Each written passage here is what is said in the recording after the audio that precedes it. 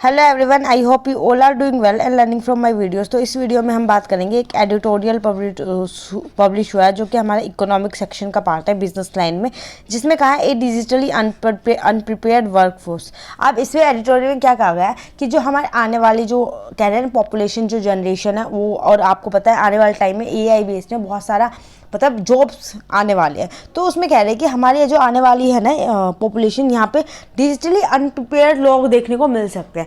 अब इसे पूरे एडिटोरियल में क्या कहा गया है हम उसको डिटेल में समझते हैं। तो इसका जो नॉर्मल कॉन्टेक्स्ट की अगर हम बात करते हैं तो ये कह रहा है कि जो टेक्नोलॉजी चेंज होती जा रही है आने वाले टाइम में, टेक्नोलॉजी के नीचे बहुत सारे चेंजेस देखने को मिल रहे हैं। चेंजेस के साथ साथ इसकी डिमांड्स भी इंक्रीज़ हो रही है। अब डिमांड भी इंक्रीज़ हो रही है तो उसके साथ साथ जो यहाँ पे हमारे पास पर्सन है ना, उनके पास स्किल नहीं हो रही, क्योंकि स्किल्स भी इंक्रीज़ हो रही है, डिमांड इंक्रीज़ हो रही है। तो जितना AI बेस्ड हम टेक्नोलॉजी बेस्ड पे वर्क कर रहे हैं तो उसमें आपको उतने स्किल पर्सन चाहिए।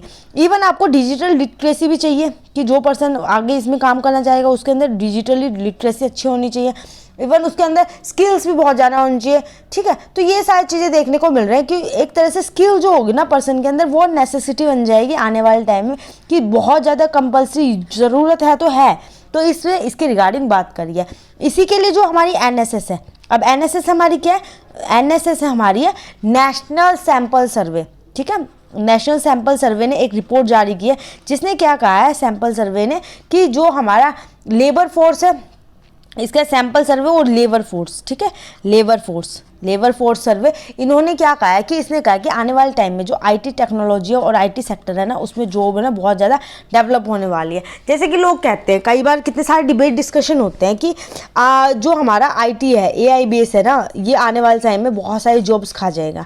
ठीक है, लेबर्स को दिक्कत होने वाली है, जो डेली वेज वर्कर्स है, गिग इकोनॉमी पे इफेक्ट पड़ने वाला है। तो ये सारी चीज़ें इनकी वजह से आ सकते हैं। बट आपको पता है IT और AI के बेस पे ना आने वाले टाइम में जॉब भी डेवलप होती हुई दिखेंगी, बहुत सारी जॉब डेवलप्ड हो जाएंगी।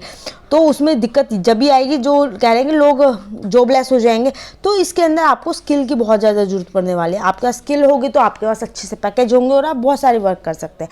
तो फ्यूचर में हमारी जो AI बेस है ना, AI बेस जॉब आने वाली फ्यूचर में बहुत ज़्यादा आपको देखने मिल रहा है। इवन अगर 2023 से हम रिलेट करेंगे ना, तो आने वाले चरण में बहुत ज़्यादा इसमें बहुत हाईएस्ट लेवल पे इसमें इंक्रीमेंट देखने को मिल सकता है।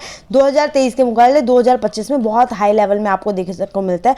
ये किसने बताया? जो हमारा वर्ल्ड इकोनॉमिक फोरम है। आपको पता है यही हमें एक तरह से अनुमान दिखाता है, परसेप्शन बताता है जो फ्यूचर में हो सकता है। तो बहुत सारी जो टेक्नोलॉजी एडवांसमेंट में इसकी जॉब आने वाली है, जिसकी वजह से हमें क्या ज़रूरत है? डिजिटल लिटरेसी बनाना अपनी कंट्री को।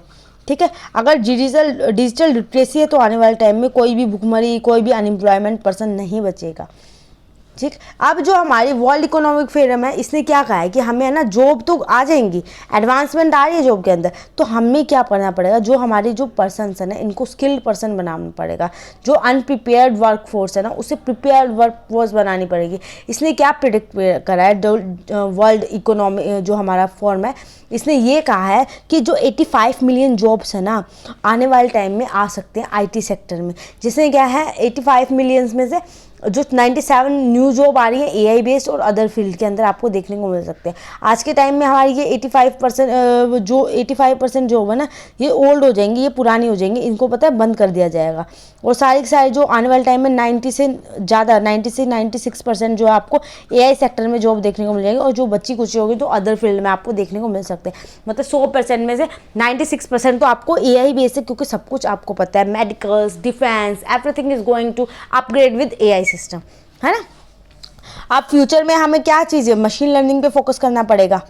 मशीन लर्निंग AI बेस्ड, तो ये सारी आपको चीज़ें देखने को मिल सकते हैं। मशीन लर्निंग, स्पेलिंग गलत हो गई, मशीन लर्निंग पे हमें आने वाले टाइम में फोकस करना है। अब ये जैसे टेक्नोलॉजी शिफ्ट हो रही है इंडिया में, बट इंडिया पीछे रह रहा है ना। आपको पता है, आपको टेक्नोलॉजी आपको देखने को मिल रहा है, हमें एक टेक्नोलॉजी शिफ्ट टाइम पीरियड आ गया है, टेक्नोलॉजी के साथ हमें शिफ्ट होना पड़ेगा। पर जो इंडिया ना पीछे रह रहा है, इंडिया पीछे है। टेक्नोलॉजी तो अच्छी आ रही है, शिफ्ट भी हो रहा है बहुत से, पर इंडिया की जो मैन पावर है वो बहुत पीछे है। तो इंडिया को बहुत पीछे, इंडिया को आगे लेने के लिए हमें डिजिटल लिटरेसी लेके आनी पड़ेगी। और इसके लिए हमें कौन से फैक्टर्स इंडिकेट करेंगे जिसमें इंडिया की वर्क फोर्स जो है डिजिटली अनप्रिपेयर्ड है ना, तो उसको हम कैसे प्रिपेयर कर सकते हैं, तो उसके रिगार्डिंग हमारे क्या क्या फैक्टर्स हैं हम उसके बारे में बात करते हैं। अब फैक्टर्स की बात आती है, आपको पता है ह्यूज डिमांड सप्लाई गैप है हमारे पास, इंडिया में ह्यूज डिमांड सप्लाई गैप है, ठीक है। अब आपको पता है जैसे नेस्कॉम की रिपोर्ट है, इसने भी कहा है कि मतलब डिमांड सप्लाई हमारे यहाँ पे बहुत कम है, इसके अंदर गैप बहुत कम है ना। जितनी अच्छी अच्छी टेक्नोलॉजी आ रही है तो वो इंडिया में अवेलेबल ही नहीं हो पा रही, तो इसके अंदर गैप आपको देखने को मिल रहा है। करंट टैलेंट बेस, अगर टैलेंट की बात करें तो इसके अंदर भी आपको गैप देखने को मिल रहा है, टैलेंट कम है, अपस्किल पर्सन बहुत कम है। इवन टेक्नोलॉजी जॉब्स तो जनरेट हो रही है पर पीपल उसके साथ जनरेट नहीं हो रहे, पीपल उनके साथ डिजिटल लिटरेसी नहीं हो रहे। शॉर्ट कमिंग अपस्किल है ना, short coming upskill person, coming upskill मतलब स्किल्स नहीं है पर्सन के पास, ये भी देखने को मिल रहा है। इवन अप्रोक्स 30% जो है ना, अगर आपको बताओ अप्रोक्स 30% जो होते हैं आईटी सेक्टर से ट्रेंड होते हैं, 30% आईटी सेक्टर से पढ़ते हैं और उसमें से पता है 29% तो जॉबलेस रह जाते हैं, अभी जॉब नहीं मिल रही है उन लोगों को, पर क्योंकि 2025 के बाद ये सारी चीज़ें आएंगी ना। सिर्फ 1% जो लोग हैं जॉब कर रहे हैं, जो स्किल पर्सन काउंट होते हैं। ये हमारा वर्ल्ड फोरम का जो रिपोर्ट है ना उसके थ्रू ये मैं बता रही हूँ आपको। इसके बाद लैक ऑफ बेसिक अंडरस्टैंडिंग होती है कंप्यूटर की, जो ना बेसिक नॉलेज भी हमारी इंडिया में बहुत कम है। अगर मैं बात करूँ ना 42% जो यूथ है ना, सिर्फ उसको ये पता है कि कंप्यूटर कैसे ऑन कर सकते हैं, कैसे ऑफ कर सकते हैं, उसको बेसिक चीज़ें पता है कंप्यूटर की। और इवन 10% जो है जिसको पीपीटी पीडीएफ बनानी आती है और उसके अलावा उनको कुछ नहीं पता, ठीक है, पीपीटी पीडीएफ वो बना सकते हैं। और इसके बाद अगर मैं बात करूं, एक सेकेंड, इसके बाद अगर मैं बात करूं जो 2% जो लोग हैं ना, जो कोडिंग वगैरह प्रोग्रामिंग करते हैं ना, वो 2% लोग हैं हमारी इंडिया के अंदर, सिर्फ 2% लोग हैं जिनको कोडिंग वगैरह प्रोग्रामिंग वगैरह करनी आ रही है। तो आपको दिख रहा है ना डिजिटली हम बहुत अनप्रिपेयर हैं। तो हम इंडिया को कैसे प्रिपेयर करें, ये फैक्टर्स आपने देख लिए, आप प्रिपेयर कैसे करें इंडिया को, इसकी बात आती है, ठीक है। हमें अपने इंडिया को प्रिपेयर भी तो करना पड़ेगा क्योंकि 2025 में जॉब तो आएंगी, फॉर श्योर आएंगी। तो हम कैसे करें, तो रिवैपिंग स्किल एंड इन्वेस्टमेंट, हम क्या नाम है लोगों के लिए बहुत सारी पॉलिसी लेके आ सकते हैं, पॉलिसी लेके आते हैं जिससे हम स्किल प्रोवाइड कर सकते हैं। लाइक आपको पता है वैसे भी हमारी जो गवर्नमेंट ऑफ इंडिया है बहुत सारे इनिशिएटिव चलाते हैं ना, स्किल इंडिया, प्रधानमंत्री कौशल विकास योजना है ना, स्किल इंडिया मिशन, भारत बढ़ेगा आगे, तो बहुत सारे स्किल है, तो उन्हें लेके आना पड़ेगा। इवन उनके अंदर इन्वेस्टमेंट भी करनी पड़ेगी क्योंकि डिजिटली एआई डिजिटल लिटरेसी के लिए पैसा फाइनेंशियली बहुत ज़्यादा ज़रूरी पड़ता है। डेमोग्राफिक बेनिफिट, डेमोग्राफिक बेनिफिट में क्या है, जब हम टोटल अटेंशन देंगे स्किल पर्सन के लिए, उसके अंदर डिजिटली ट्रांसफॉर्मेशन लाने के लिए बात करेंगे, तो डेमोग्राफिक भी आपको बेनिफिट देखने को मिलेगा, जो लोगों के अंदर आपको इंक्रीज होता दिखेगा। इवन स्पेशल फोकस करना पड़ेगा जो आईटी के रिगार्डिंग है। जैसे इंडिया में आपको मैंने बता दिया प्रधानमंत्री कौशल विकास योजना जो 4.0 है, जो कि डिजिटल लिटरेसी पे बात करता है। स्किल मिशन, जो स्किल इंडिया मिशन है हमारा, वो भी हमारे लिए वर्क करता है। इवन जो अलग अलग सेक्टर्स में भी हम ना वोकेशनल और डिजिटल स्किल को प्रोवाइड कर सकते हैं। इवन हम ऑल्टरनेटिव टैलेंट पोल भी लेके आ सकते हैं, जैसे मैन और वुमेन सबको हम ऑल्टरनेटली सिखा सकें, डिजिटली लिटरेसी उसको प्रोवाइड कर सकें।